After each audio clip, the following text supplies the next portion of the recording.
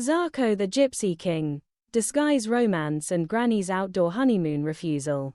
I have always been struck by the particular readiness with which Granny, once the idea of a dark, handsome stranger has been planted, prepares herself to receive him. The first time I watched her standing in the kitchen with a skillet in her hand, half singing "Who's the Fairest in the Land," I remember feeling an almost startled tenderness. The same woman who only hours earlier was packing to flee a curse is now primping for a romance the curse itself has supposedly summoned.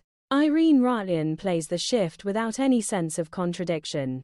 For Granny, the two states are not opposites. Both are forms of taking the old knowledge seriously. Nada and Yurko, professionals to the last, lean into the new opportunity. They brew magic tea. They consult leaves. They speak of a man who is very dark, very handsome, has mustache and comes on wings of song. Granny drinks the tea with complete commitment and then immediately worries that she has swallowed half of her future husband. The moment still makes me laugh with pure delight. Even in the grip of enchantment, she remains practical. If the man is in the tea, she would prefer to have been told before she finished the cup. What still moves me after all these years is the quiet comedy of Mr. Drysdale's decision to enter the story in disguise. He appears as Zarko, king of the gypsies, mustache earring the full theatrical apparatus, determined to expose or at least control the situation he himself helped create. Raymond Bailey plays the disguise with a kind of stiff, reluctant flamboyance that has never lost its charm for me. This is a man who is prepared to look ridiculous if looking ridiculous will protect the $60 million. The earring alone feels like a small sacrifice of dignity on the altar of the Commerce Bank. Granny's first sight of Zarko is pure romantic acceleration. Ooh, dark and handsome with a mustache. Maybe it's Dustin Farnham or Bull Montana. She is ready. She has been made ready by tea and prophecy, and her own fierce willingness to believe. And then, in one of the series' most perfectly timed reversals, the practical realities of the proposed union assert themselves. An outdoor honeymoon, frostbit ground, the life of the road. Granny's refusal is instantaneous and absolute. I'm sorry, spell or no spell, I can't marry you. Why, I'm too old for outdoor honeymoon. A frostbit granny is a miserable granny. I cannot hear those lines without feeling a rush of affectionate respect. In a single breath she accepts the supernatural premise and rejects its consequences on grounds of simple bodily comfort. The magic may be real. The frost is also real. And at her age the frost matters more. Irene Ryan delivers the verdict with such clean authority that the entire romantic plot collapses under its plain good sense. It is one of my favorite moments in the entire composite of episodes, a small, decisive victory of lived experience over every kind of manufactured enchantment. The chaos that follows remains for me one of the series' purest ensembles of crossed purposes. Jethro, never one to miss a possible romance, becomes immediately interested in the gypsy girls. Mrs. Drysdale appears and finds herself briefly entangled in the same romantic machinery she helped set in motion. Money changes hands again. Identities begin to wobble. At one point, Granny finds herself with two potential gypsy suitors and observes with characteristic dryness that Nada is long on volume but short on variety.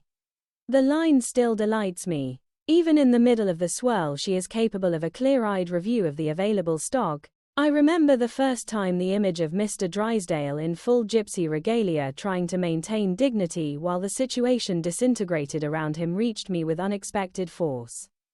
He has entered the story to restore control. Instead, he has become another moving part in a machine none of them fully understands. The series is rarely cruel to him, but it is relentless in its insistence that every scheme carries the seeds of its own comic undoing. The earring, the mustache. The kingly claims, all of it becomes simply another costume in an evening that already contains too many costumes. What continues to move me is Granny's consistent refusal to be carried away beyond a certain point. She will believe in curses, she will drink the tea, she will prepare herself for a dark, handsome stranger, but she will not sleep on frozen ground for the sake of any prophecy. That boundary feels to me like one of the quiet moral measurements the character keeps making. Wonder is permitted, self-respect is non-negotiable. The same woman who once fled the idea of a curse now stands her ground against an inconvenient honeymoon with equal conviction. Both stances come from the same deep source, a life lived close to weatherwork and the practical limits of the body. The historical flavor of the Gypsy episodes carries, as I have noted before, certain attitudes of its time, yet within those attitudes the series still finds room for individual comic humanity. Nada and Yurko are working a long con that keeps slipping out of their control. Mr. Drysdale is working a countercon that requires him to wear an earring.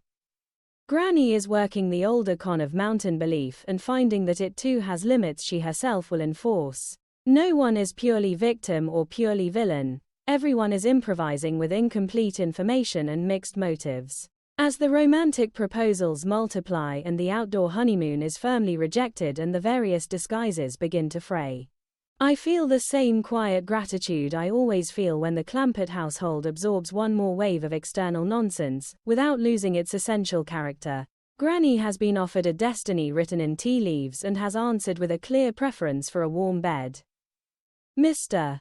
Drysdale has tried to become a gypsy king and has discovered that the role demands more flexibility than a banker's spine easily allows. Jethro has found new possible sweethearts and is already half in love with the idea of them. The mansion that was supposed to be emptied by a curse is instead full of competing claims on the future. The frostbit ground remains unoccupied. The dark, handsome stranger has been weighed and found inconvenient. And somewhere in the middle of the laughter, I hear once again the steady underground music of the series, people trying to manage love, fear, money, and belief with the tools they have on hand and discovering that the tools are never quite sufficient for the whole of what life keeps delivering. Granny's refusal still stands as my favorite tool of all, a simple bodily, unanswerable no spoken in the face of every kind of manufactured magic,